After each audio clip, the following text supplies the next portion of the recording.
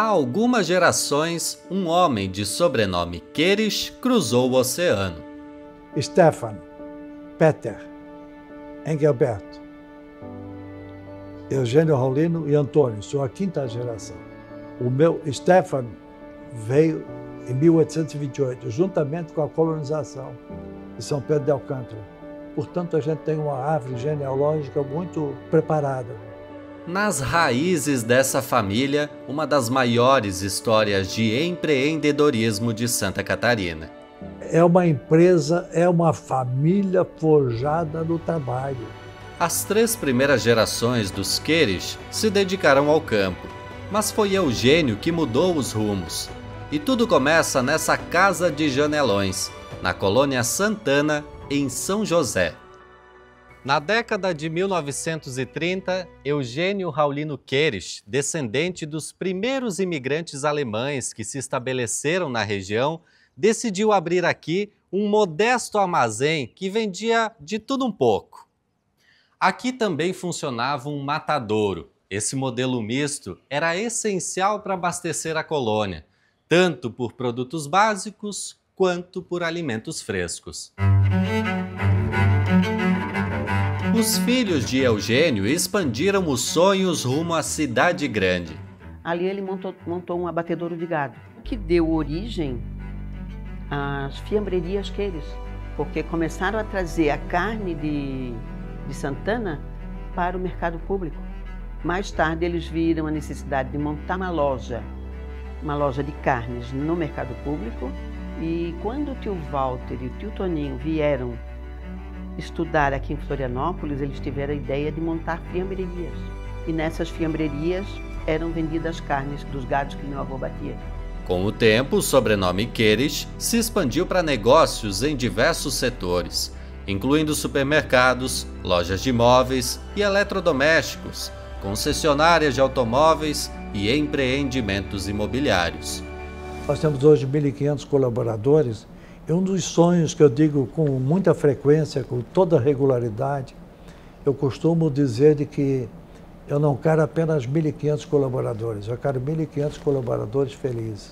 A minha realização simplesmente um fruto de um trabalho, é um fruto de uma realização, um fruto daquilo que se plantou. A história de crescimento da família está preservada no museu. Entre as peças, Lili, o primeiro caminhão da empresa, com a carroceria feita toda a madeira por um único carpinteiro. São relíquias, documentos e objetos de uma trajetória que moldou o comércio catarinense.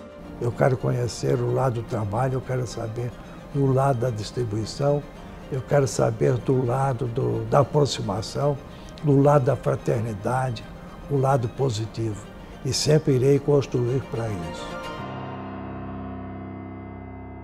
Graças ao trabalho duro, muitos alemães deixaram no solo catarinense legados duradouros.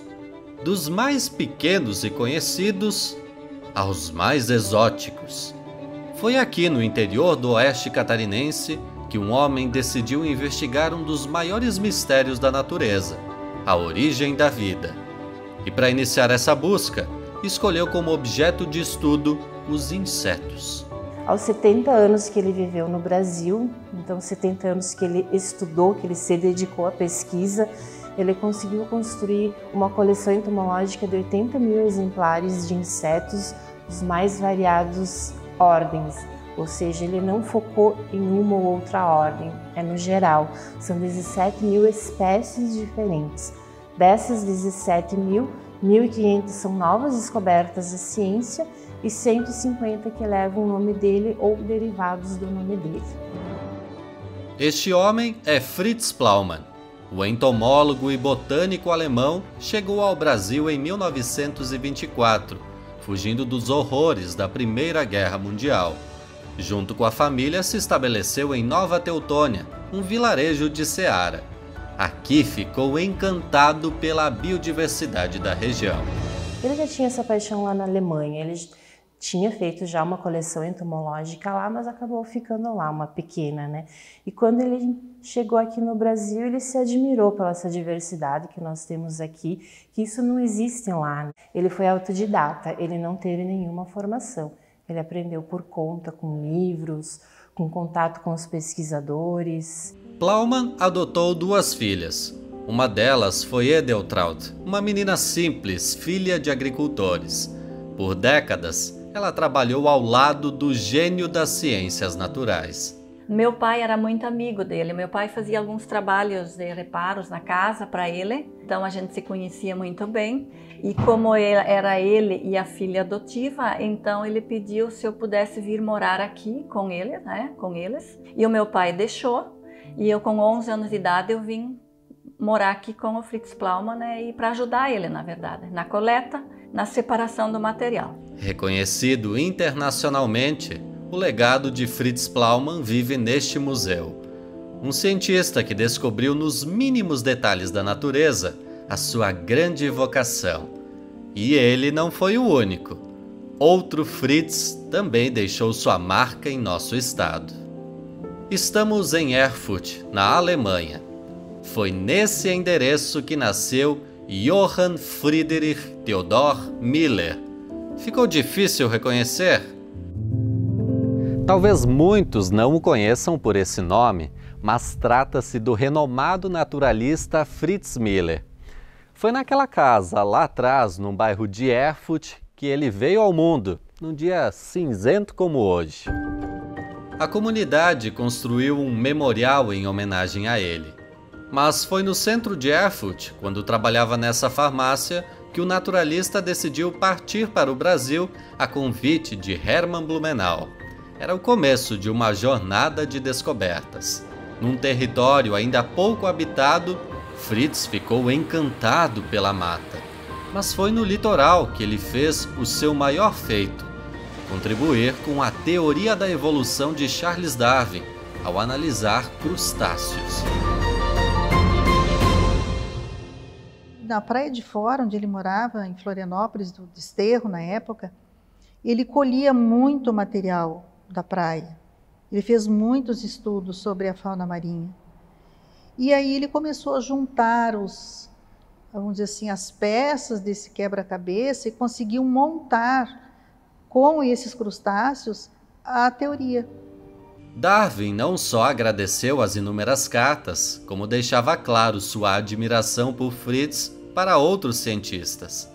Ele ficou feliz. Por quê? Porque foi uma voz que se levantou a favor dele. Que o Darwin, quando apresentou a teoria dele, ele foi muito criticado. Ele teve fortes reações do meio acadêmico também. Então, meio que assim, era difícil alguém que se manifestasse a favor publicamente, né? O pessoal ficava meio receoso, assim. Essa terra de feitos históricos para a ciência também guarda como legado a criatividade de um grande artista. Estamos em Tubarão, sul do estado. Foi aqui que um descendente de alemães retratou com sensibilidade a cultura e a história de Santa Catarina. Ele começou a trabalhar numa ótica, mas foi num trabalho no cinema que descobriu o potencial nas artes. Este é Willy Zumblick.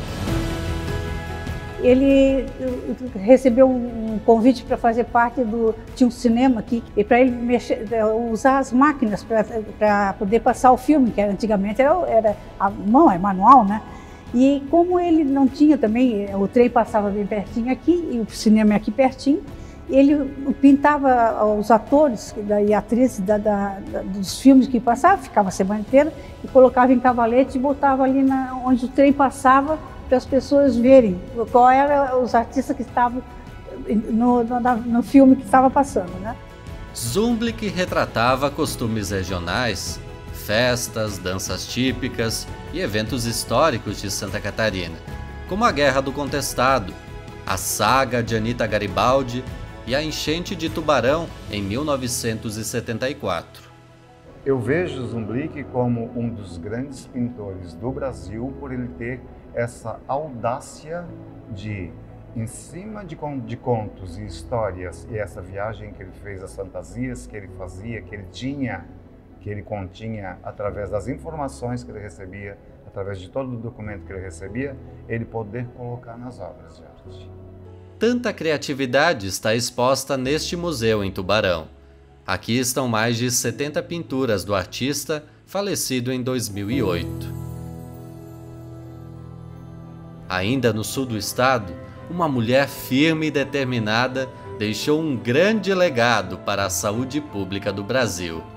Zilda Arns.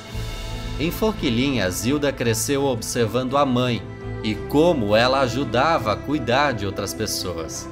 A Oma Helena era aquela pessoa que é uma espécie de curandeira, que ajudava dando um chazinho caseiro, ensinava um emplastro, um unguento, para que aquela mãe, aquela criança que tivesse com dor, pudesse ter o alívio da sua dor. Desses ensinamentos de casa, Zilda decidiu estudar medicina e ajudou a criar a Pastoral da Criança em 1983, um projeto para diminuir a mortalidade no Brasil. O programa se expandiu e alcançou 72% do território nacional, além de 20 países da América Latina, Ásia e África. A Lilian é uma das sobrinhas de Zilda. A gente criou em 2007 o Instituto Arns para que a gente pudesse também fortalecer as ações, tanto da Pastoral da Criança, quanto as ações de defesa e garantia de direitos das crianças e adolescentes. Então a gente criou também esse movimento que visa manter a memória da doutora Zilda, de Dom Paulo, de todos que se dedicam para que as nossas crianças tenham vida e vida em abundância. Símbolo do assistencialismo, Zilda Arns faleceu em 2010 durante um terremoto no Haiti.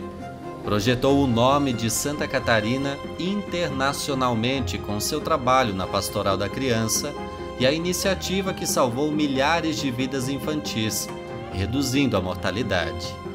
De pessoas que mantêm vivos os valores alemães a figuras que já partiram, o legado germânico segue pulsando e deixando sua marca nas mais diversas áreas.